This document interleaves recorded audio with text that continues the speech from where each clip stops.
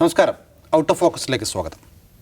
ഇന്ന് നമ്മൾ ആദ്യം ചർച്ച ചെയ്യുന്നത് അയൽ രാജ്യത്തെ പ്രശ്നത്തെക്കുറിച്ചാണ്. ബംഗ്ലാദേശിൽ അവിടെ ഷെയ്ഖ് ഹസീന രാജിവെച്ചിരിക്കുന്നു. മാത്രമല്ല, അവർ നാടുവിട്ട് ഇന്ത്യയിലെത്തിയിരിക്കുന്നു. ആഭ്യന്തര കലാപം രൂക്ഷമായതോടുകൂടിയാണ് അവർക്ക് രാജിവെക്കേണ്ടിയും നാടുവിടേണ്ടിയും വന്നത്. ഇപ്പോൾ സൈന്യം ഭരണം ഏറ്റെടുത്തിരിക്കുന്നു എന്നുള്ള വാർത്തകളാണ് ബംഗ്ലാദേശിൽ നിന്ന് വരുന്നത്. ദവസഭ, എന്താണ് ബംഗ്ലാദേശിലെ പ്രശ്നം? എന്താണ് നൗഫലെ, ബംഗ്ലാദേശ് പ്രശ്നത്തെക്കുറിച്ച് പറയുമ്പോൾ ആഭ്യന്തര കലാപം എന്ന വാക്ക് ഒരു ശരിയായ പ്രയോഗമാണെന്ന് എനിക്ക് തോന്നുന്നില്ല. കാരണം യഥാർത്ഥത്തിൽ അവിടെ നടന്ന വിദ്യാർത്ഥി പ്രക്ഷോഭമാണ്. വിദ്യാർത്ഥി പ്രക്ഷോഭത്തിൻ്റെ തുടക്കം എന്താണെന്ന് ചോദിച്ചിട്ടുണ്ടെങ്കിൽ 71 ലിബറേഷൻ വാറിൽ പങ്കെടുത്ത ആളുകളുടെ ബന്ധുക്കൾക്ക് 36% ക്വാട്ട ഗവൺമെൻറ് ജോബിൽ സംവരണം പ്രഖ്യാപിക്കുകയാണ്. അപ്പോൾ ഈ സംവരണം എന്ന് പറയുന്നത് അവിടെ ഭരിക്കുന്ന ഹസീന, ഷെയ്ഖ് ഹസീനയുടെ പാർട്ടിയുള്ള അവാമി ലീഗിൻ്റെ പ്രഖ്യാപിത നിലപാടാണ്. നേരത്തെ അതുണ്ടായിരുന്നു, പ്രക്ഷോഭത്തെ തുടർന്ന് എടുത്തു കളഞ്ഞതാണ്. ആ എടുത്തു കളഞ്ഞതിനെ വീണ്ടും കോടതി വഴി പുനഃസ്ഥാപിക്കുകയാണ് ചെയ്തത്. അപ്പോൾ അതിനെതിരെയാണ് വിദ്യാർത്ഥി പ്രക്ഷോഭം ഉണ്ടാകുന്നത്. ആ വിദ്യാർത്ഥി പ്രക്ഷോഭം കലാപമായി മാറുന്ന എങ്ങനെയാണെന്ന് ചോദിച്ചിട്ടുണ്ടെങ്കിൽ, വിദ്യാർത്ഥി പ്രക്ഷോഭത്തെ സാധാരണഗതിയിൽ ഒരു വിദ്യാർത്ഥി പ്രക്ഷോഭത്തെ ഗവൺമെൻറ് എതിരിടുന്ന രീതിയിലല്ല സർക്കാർ എതിരിട്ടത്. വലിയ തോതിൽ പോലീസിനെ, ആൻറ്റി റൈറ്റ് പോലീസിനെ, അവിടുത്തെ പാരാമിലിറ്ററി ഫോഴ്സിനൊക്കെ ഇറക്കിയിട്ട് വിദ്യാർത്ഥികൾക്ക് നേരെ വ്യാപകമായ വെടിവെപ്പുണ്ടായി. പോലീസ് ഫോഴ്സ് മാത്രമല്ല, പോലീസും പാരാമിലിറ്ററിയും മാത്രമല്ല, ഈ അവാമി ലീഗിൻ്റെ വിദ്യാർത്ഥി സംഘടനയായിട്ടുള്ള ഛാത്ര ലീഗിൻ്റെ പ്രവർത്തകരും വ്യാപകമായിട്ട് പ്രകടനക്കാരെ ആക്രമിക്കാൻ തുടങ്ങി. ഇതിൽ കാണേണ്ട കാര്യം വെച്ചാൽ 71 ലിബറേഷൻ വാറിൽ പങ്കാളികളായവരുടെ ബന്ധുക്കൾ, അവരുടെ ഡിസെൻഡൻസിന് 36% സംവരണം കൊടുക്കുക എന്ന് പറഞ്ഞാൽ പച്ച മലയാളത്തിൽ പറഞ്ഞാൽ അവാമി ലീഗുകാർക്ക് സംവരണം കൊടുക്കുക എന്നാണ് പറഞ്ഞതിൻ്റെ മലയാളം. അപ്പോൾ ബംഗ്ലാദേശ് പോലെ ചെറുപ്പക്കാർ ധാരാളമുള്ള ഒരു രാജ്യം, ചെറുപ്പക്കാർ ധാരാളം എന്ന് പറഞ്ഞിട്ടുണ്ടെങ്കിൽ അവിടുത്തെ ജനസംഖ്യയുടെ 30% 15-നും 29 വയസ്സിനും ഇടയിലുള്ള ആളുകളാണ്. അങ്ങനത്തെ ഒരു പോപ്പുലേഷൻ ലോകത്ത് തന്നെ അപൂർവമായിരിക്കും. കാരണം യൂത്ത് ബൾജ് എന്ന് പറയുന്ന ഒരു പ്രതിഭാസം ഉണ്ടല്ലോ. യൂത്ത് ബൾജ് ഇത്രയധികം നിലനിൽക്കുന്ന ഒരു പോപ്പുലേഷൻ ലോകത്ത് വളരെ വളരെ അപൂർവമാണ്. അങ്ങനത്തെ ഒരു സമൂഹത്തിൽ തൊഴിലില്ലായ്മ കൂടെ ഉണ്ടാകുമ്പോൾ ഉണ്ടാകുന്ന റിസൻമെൻറ്റ് നമ്മൾ കാണാം. അവിടെയാണ് 36% സംവരണം ഒരു പ്രത്യേക വിഭാഗത്തിനായിട്ട് ഭരണകക്ഷിയിൽപ്പെട്ട ആളുകളായിട്ട് നീക്കി വെക്കുന്നത്. സ്വാഭാവികമായിട്ടും പ്രൊട്ടസ്റ്റ് ഉണ്ടാവും. ആ പ്രൊട്ടസ്റ്റിനെതിരെ സർക്കാർ മെഷീനറിയും സർക്കാരിൻ്റെ ഭരണകക്ഷിയുടെ വിദ്യാർത്ഥി സംഘടനയും കൂടി ആക്രമണം അയച്ചു വിടുന്നു. 100 കണക്കിന് ആളുകൾ കൊല്ലപ്പെടുന്നു. ആയിരക്കണക്കിന് 10,000-കണക്കിന് ആളുകൾക്ക് പരിക്കേൽക്കുന്നു. ആ ദൃശ്യങ്ങൾ കണ്ടാൽ മനസ്സിലാവുന്നു. അപ്പോൾ എല്ലായിടും വെടിവെപ്പാണ് നടക്കുന്നത്. വെടിവെപ്പിന് ആകാശത്തേക്ക് വെടിവെക്കുക, ടിയർ ഗ്യാസ് പൊട്ടിക്കുക, ഈ ജാതി പരിപാടി ഒന്നുമില്ല, നേരിട്ട് വെടിവെക്കുകയാണ്. പോലീസുകാരും കൊല്ലപ്പെട്ടിട്ടുണ്ട്. അപ്പോൾ സ്വാഭാവികമായിട്ടും ആളുകൾ കൊല്ലപ്പെടുമ്പോൾ പ്രക്ഷോഭം കൂടുതൽ ശക്തമാകുമല്ലോ. അപ്പോൾ പക്ഷേ ആ പ്രക്ഷോഭം 3-4 ദിവസം മുന്നോട്ട് പോയപ്പോൾ കോടതി തന്നെ അത് പിൻവലിച്ചു. അതിൽ നമ്മൾ കാണേണ്ട ഒരു കാര്യം അതാണ്. ഹസീന വാജിദിന്, ഷെയ്ഖ് ഹസീനയ്ക്ക് ഒരു ആവശ്യം വരുമ്പോൾ കോടതി ആ ആവശ്യം നിർവഹിച്ചു കൊടുക്കുന്നു. ഇപ്പം അവർക്ക് അത് എൻ്റെ തീരുമാനമല്ല, കോടതിയുടെ തീരുമാനമാണെന്നൊക്കെ പറയാം. പക്ഷേ അവിടുത്തെ ആളുകൾക്കറിയാം കോടതി ഒരു കാര്യം തീരുമാനിക്കുന്നത് രാജാവിൻ്റെ ഇച്ഛ പോലെയാണ്. അപ്പോൾ ഇപ്പോൾ ഇത് പ്രക്ഷോഭം ശക്തിപ്പെടുമ്പോൾ പിൻവലിക്കണം. ഉടൻ തന്നെ കോടതി പിൻവലിക്കുന്നു എന്ന് പറഞ്ഞാൽ കോടതി എന്നൊക്കെ പറഞ്ഞാൽ ഒരു കങ്കാരു പരിപാടിയാണ്. അപ്പോൾ ഇവരെക്കുറിച്ച് പെൺ ഹിറ്റ്ലർ എന്നാണ് അവിടുത്തെ പ്രക്ഷോഭകാരികൾ പറയാറുള്ളത്. 15 വർഷമായി അധികാരത്തിലിരിക്കുന്ന ഒരു സ്വേച്ഛാധിപതിയാണ് അവർ. സ്വേച്ഛാധിപത്യത്തിൻ്റെ അതിൻ്റെ എല്ലാ സർവ്വ ലക്ഷണങ്ങളും കാണിച്ചിട്ടുള്ള ഒരു ക്രൂരയായ ഒരു ഭരണാധികാരിയാണ് നമ്മുടെ അയൽപ്പക്കത്തിരിക്കുന്നത്. അപ്പോൾ ഈ കോട്ടയ്ക്കെതിരായുള്ള പ്രക്ഷോഭം പോലും ഇത്ര ശക്തമാകാൻ കാരണം എന്ന് പറഞ്ഞിട്ടുണ്ടെങ്കിൽ 15 വർഷമായി ഇവരുടെ ഭരണ നയങ്ങളോടുള്ള അമർഷം കൂടെയാണ്. വെറും കോട്ടയ്ക്കെതിരായുള്ള സമരം മാത്രമല്ല. അപ്പോൾ കോടതി പിൻവലിക്കുന്നതോടുകൂടി അതിൽ തന്നെ നമ്മൾ കാണും, ഈ സമരക്കാരെ അഭിസംബോധന ചെയ്യാൻ വേണ്ടിയിട്ട് ഇവർ ടെലിവിഷനിൽ വന്നിട്ട്, നാഷണൽ ടെലിവിഷനിൽ വന്നിട്ട് രാജ്യത്തെ അഭിസംബോധന ചെയ്യുന്നു. മിത്രോംസിനെ അഭിസംബോധന ചെയ്യുന്നുണ്ട്.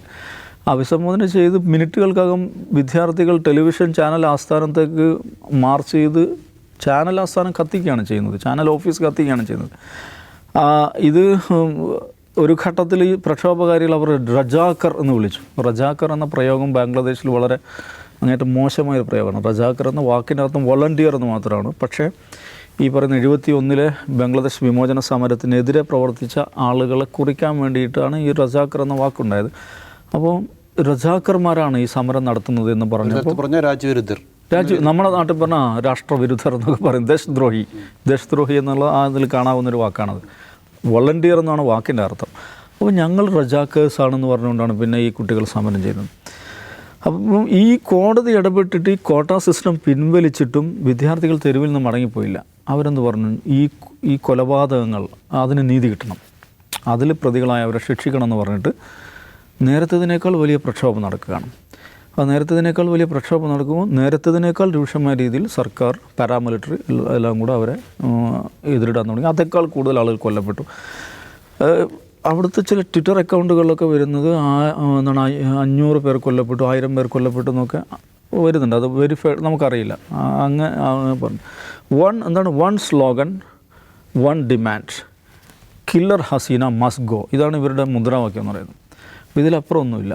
1 point 1 demand, killer Hasina must go എന്ന് പറയുന്ന മുദ്രാവാക്യം ഉയർത്തിക്കൊണ്ടാണ് ഈ വിദ്യാർത്ഥികൾ തെരുവിൽ നിറയുന്നത്. അപ്പോൾ അതിനും മറികടക്കാൻ അവർ പലതരത്തിൽ ശ്രമിക്കുന്നുണ്ട്. നിരന്തരമായി ടെലിവിഷനിലൂടെ ജനങ്ങളെ അഭിസംബോധന ചെയ്യുന്നു. ഇവിടുത്തെ അതേ രീതി തന്നെയാണ് അവിടെ.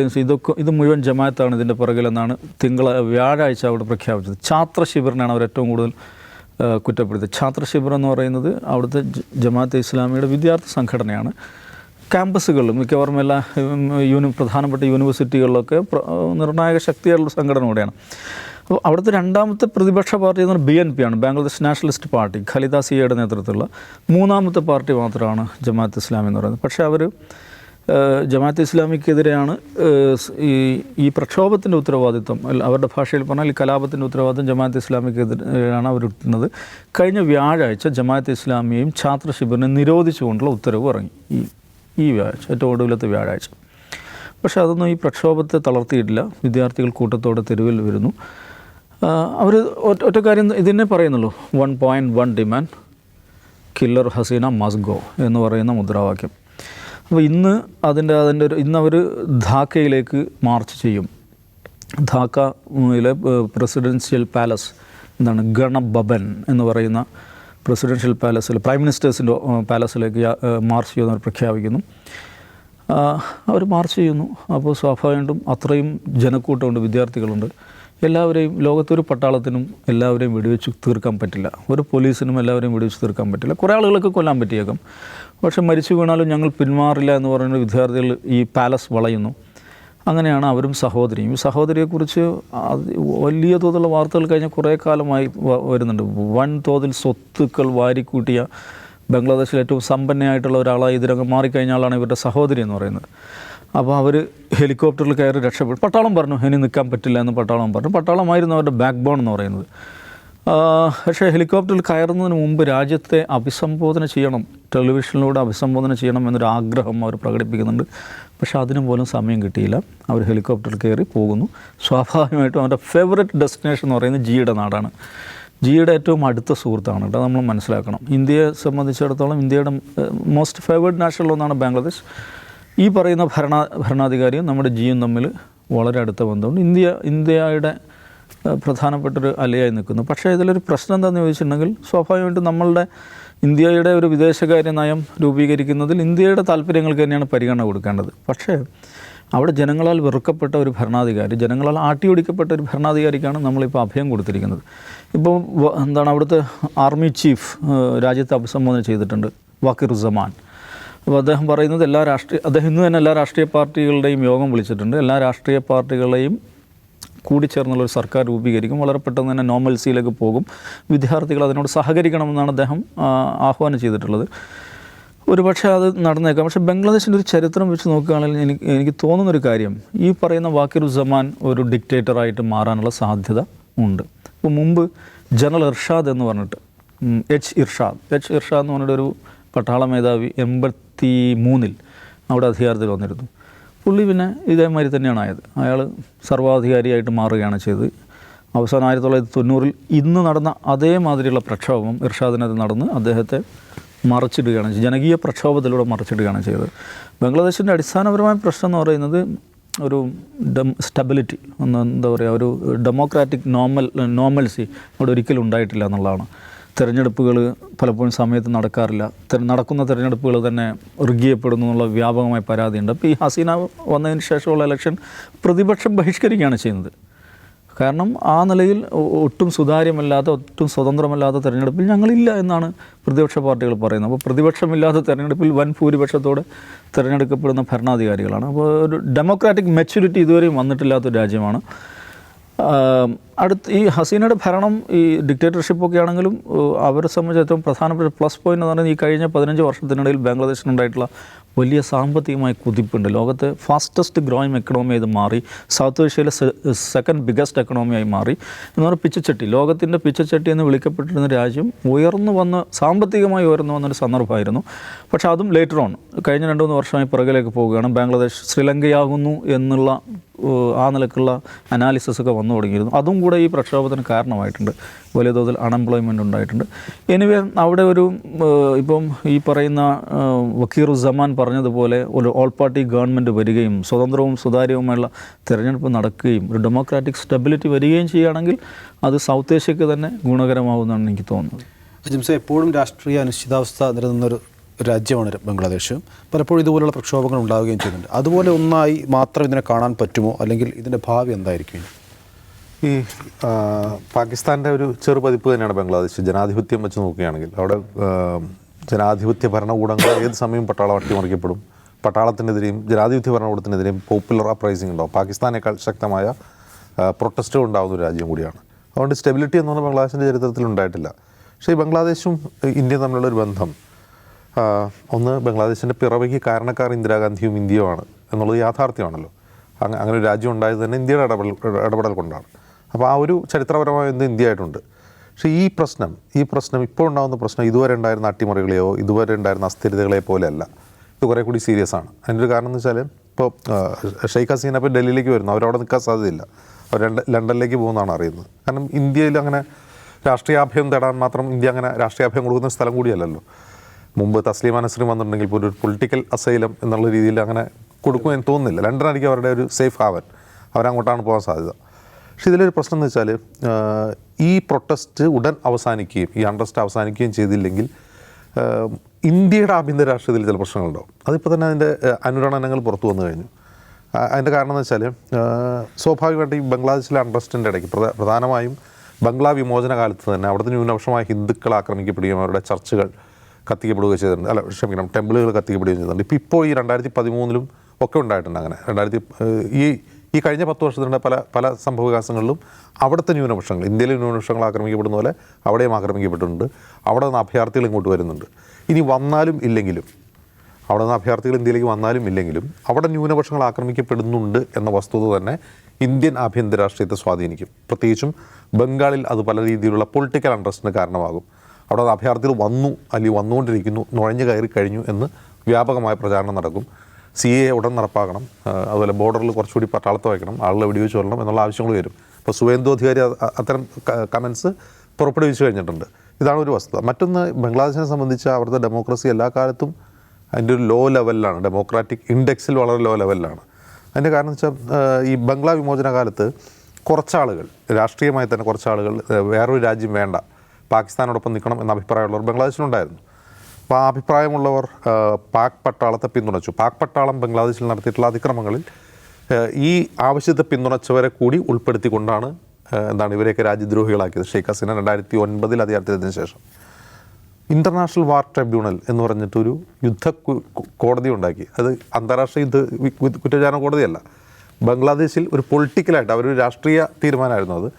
ഒരു യുദ്ധ കുറ്റവിചാരണ കോടതി ഉണ്ടാക്കി. അതിൻ്റെ പേര് ഇൻ്റർനാഷണൽ എന്നാണ് ഇട്ടത് എങ്കിൽ പോലും 10-12 പ്രതിപക്ഷ രാഷ്ട്രീയ നേതാക്കളെ ഈ കാലത്ത്, അതായത് 71 മുതലുള്ള കാലത്ത് പാക് പട്ടാളത്തെ പിന്തുണച്ചു എന്നതിൻ്റെ പേരിൽ വധശിക്ഷയ്ക്ക് വിധിക്കുകയും തൂക്കിക്കൊല്ലുകയും ചെയ്തു. പ്രതിപക്ഷ രാഷ്ട്രീയ നേതാക്കളെ 12 പേരെ തൂക്കിക്കൊന്നു. അപ്പോൾ അന്ന് തന്നെ അതിനെതിരെ കങ്കാരു കോർട്ടാണ് ഇതെന്ന് അമേരിക്ക ഉൾപ്പെടെയുള്ള രാജ്യങ്ങൾക്ക് അഭിപ്രായമുണ്ട്. അതിനുശേഷം 2009 അധികാരത്തിൽ വന്നതിന് ശേഷം ഈ യുദ്ധ കുറ്റവിചാരണ കോടതി നടപ്പിലാക്കിയതിന് ശേഷം ഷെയ്ഖ് ഹസീനയുടെ ഏറ്റവും ക്രൂരമായ ഏകാധിപത്യ ഭരണമാണ് നമ്മൾ ബംഗ്ലാദേശിൽ കാണുന്നത്. ഏകാധിപത്യ ഭരണം എന്ന് പറഞ്ഞാൽ അവരത് ഇന്ത്യയിൽ നിന്ന് പഠിച്ചതാണോ, ഇന്ത്യ ബംഗ്ലാദേശിൽ നിന്ന് പഠിച്ചതാണോ എന്ന് തോന്നിപ്പിക്കും വിധം കോടതികൾ, മറ്റ് ജനാധിപത്യ സ്ഥാപനങ്ങൾ ഇതിനെല്ലാം വീക്കം ചെയ്തു. അതിനെല്ലാം ദുർബലമാക്കുകയും പോലീസിനെ ജനങ്ങളെ വേട്ടയാടാനുള്ള ഒരു ഉപകരണമാക്കി മാറ്റുകയും ചെയ്തു. കോടതികൾ മുതൽ എല്ലാ ജനാധിപത്യ സ്ഥാപനങ്ങളും.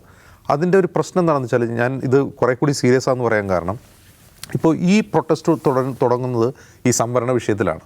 അതിൻ്റെ യഥാർത്ഥ കാരണം അവിടുത്തെ തൊഴിലില്ലായ്മയും വിലക്കയറ്റവുമാണ്.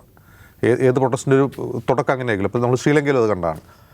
പക്ഷെ ഇന്ന് നമ്മൾ കാണുന്നൊരു കാഴ്ച, ഷെയ്ഖ് മുജീബുർ റഹ്മാൻ, അതായത് അവരുടെ രാഷ്ട്രപിതാവിൻ്റെ പ്രതിമയുടെ മുകളിൽ കയറി ആ തല തല്ലിപ്പൊളിക്കുകയാണ് പ്രക്ഷോഭകർ. ഈ പ്രതിമ തല്ലി തകർക്കാൻ ശ്രമിക്കുകയാണ്. അപ്പോൾ അതിനർത്ഥം ഈ എതിർപ്പ് ഷെയ്ഖ് ഹസീനയോട് മാത്രമല്ല, ഷെയ്ഖ് ഹസീനയുടെ പാർട്ടിയോടും ആ എതിർപ്പുണ്ട്. എത്രത്തോളം ആ രാഷ്ട്രത്തിൻ്റെ രാഷ്ട്രപിതാവിനോ പോലും ഷെയ്ഖ് ഹസീനയുടെ പിതാവ് എന്നുള്ളതുകൊണ്ട് മാത്രം അതാലോചിക്കണം. മുജീബുർ റഹ്മാൻ്റെ മകളാണ് ഷെയ്ഖ് ഹസീന. മകളാണ് എന്നതുകൊണ്ട് മാത്രം രാഷ്ട്രപിതാവിനോട് പോലും ഈ പ്രൊട്ടസ്റ്റേഴ്സ് എതിർപ്പ് പ്രകടിപ്പിക്കുകയാണ്. അത് എന്ന് പറഞ്ഞാൽ എത്രത്തോളം സീരിയസ് ആണെന്ന് ആലോചിക്കുക. ഒരു ഭരണകൂടത്തോളം എതിർപ്പ് മാത്രമല്ല, അത് ഒരു സർക്കാർ മാറുക എന്നുള്ളത് മാത്രമല്ല, അത്രമാത്രം ജനങ്ങൾ പോളറൈസ് ചെയ്യപ്പെടുക, അല്ലെങ്കിൽ ഈ 15 വർഷത്തെ ഭരണത്തിൽ അവർ അത്രമാത്രം സഹികെടുകയും ചെയ്തിട്ടുണ്ട് എന്നുള്ളതാണ്. ഈ വയലൻസ് ഉടനടി അവസാനിപ്പിക്കുക എന്നുള്ളതാണ് ഒരു അയൽരാജ്യം എന്ന നിലയ്ക്ക് ഇന്ത്യക്ക് ചെയ്യേണ്ടത്. ഏതെങ്കിലും തരത്തിൽ ഒരു നയതന്ത്രപരമായ മറ്റെന്തെങ്കിലും വിധത്തിൽ ഈ വയലൻസ് ശമിപ്പിക്കാനുള്ള ശ്രമം തുടരണം. കാരണം അവിടെ വയലൻസ് നിലനിൽക്കുന്നത് ഇന്ത്യയിൽ ഒട്ടും ഗുണമല്ല. അവിടെ എന്തെങ്കിലും പ്രശ്നം ഉണ്ടായിക്കൊണ്ടിരിക്കുക എന്ന് പറഞ്ഞാൽ അത് ഇന്ത്യയുടെ ആഭ്യന്തര രാഷ്ട്രീയത്തെ സ്വാധീനിക്കുമെന്നുള്ളതാണ് ഏറ്റവും പ്രധാന പ്രശ്നം. സാധാരണ രീതിയിൽ അങ്ങനെയാണ് ചെയ്യുക. ഇന്ത്യ അങ്ങനെയാണ് ചെയ്യാറുള്ളത്. അവിടെ പ്രശ്നങ്ങൾ അവസാനിപ്പിക്കുക, അവിടെ ഒരു സ്റ്റെബിലിറ്റിയുള്ള സർക്കാരിനെ കൊണ്ടുവരാൻ വേണ്ടിയുള്ള സഹായം ചെയ്യുക എന്നുള്ള ഇന്ത്യ സാധാരണ ചെയ്യാറുണ്ട്. കാരണം ഇന്ത്യയെ സംബന്ധിച്ച് വളരെ അടുത്ത രാജ്യമാണ്. ഏത് പാർട്ടി ഭരിച്ചാലും. ഇപ്പോൾ നാളെ BNPയുടെ ഖാലിദാസ് ജിയ അധികാരത്തിൽ വന്നാൽ ഇന്ത്യയുടെ സുഹൃത്തായിരിക്കും. കാരണം ആ രാജ്യത്തിൻ്റെ ഒരു പൊതു സ്വഭാവം, രാജ്യത്തിൻ്റെ വിദേശ നയത്തിൻ്റെ ഭാഗമാണ്.